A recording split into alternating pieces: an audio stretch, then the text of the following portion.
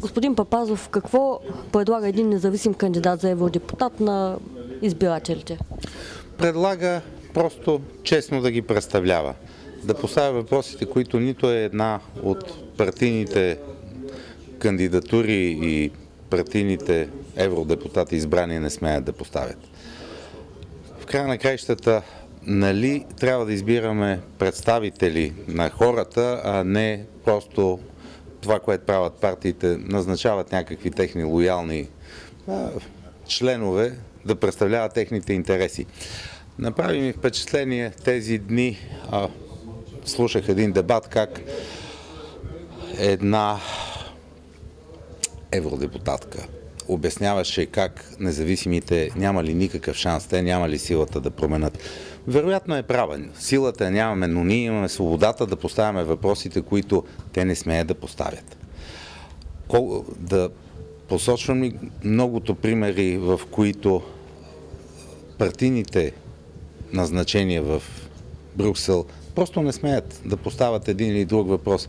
Ето, миналата година есента правителството на Великобритания спря финансовата помощ за българските и румънските студенти. Не се намери нито един български депутат, евродепутат да постави въпроса. Но един румънски постави въпроса, сега в момента тече разследване срещу правителството на Великобритания, дали няма дискриминация.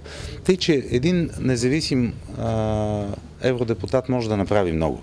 Благодарение на свободата си. Да, той не може силово да прокара един или друг закон или решение, но той може да поставя въпроси, може да пита, може да събира подкрепа и да постигне много повече, отколкото партийците. Аз разбирам, че може би партиите така възпитават този дух силово да се променят нещата. А ние сме граждани, ние сме свободни хора. Какво предлагате вие на избирателите? Това, върху което аз смятам да се съсредоточа, са няколко теми.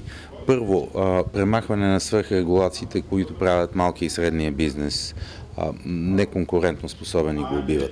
Второ, парите, Европа трябва да спре да подава формуляри, да подава ръка на малки и на средния бизнес. Фондовете трябва да стигат до тези, до които има нужда, а не само до обръчите партийни фирми, които сега засмукват огромната част от еврофондовете. Третата голяма тема е създаване на оперативна програма здравеопазване. Няма нужда на нито един българин да му казвам в какво катастрофално положение е нашето здравеопазване. Имаме нужда това да се реши.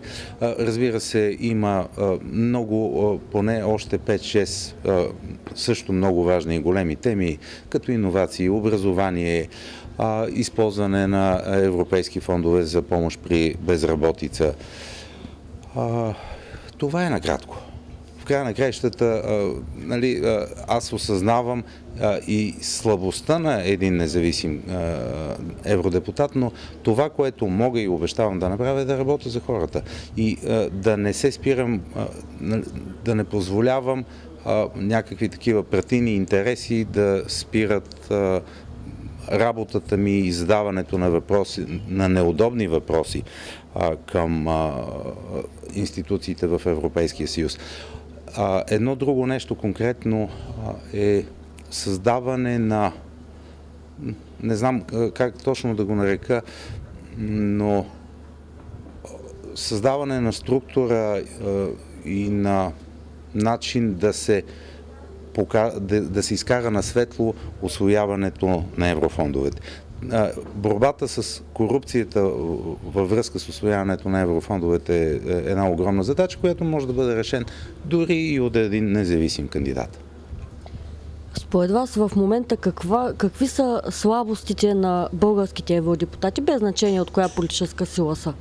Основната слабост е, че всички тези партийни назначения всъщност не се борят за доверието на хората.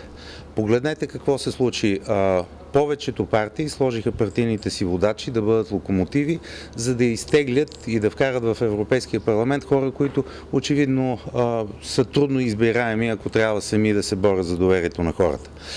Оттам нататък тези хора, понеже са влезли в Европейския парламент не защото са спечелили доверието на хората, на партийния си лидер, те дължат лоялността към него и просто хората, които са гласували, тях не ги интересуват. Затова и всъщност видяхме, 7 години сме членове на Европейския съюз, българските евродепутати са непознати, което означава, че те не работят, те са неразпознаваеми. Тръгнете по улицата и попитайте колко имена на евродепутати могат да изборят хората. Не могат.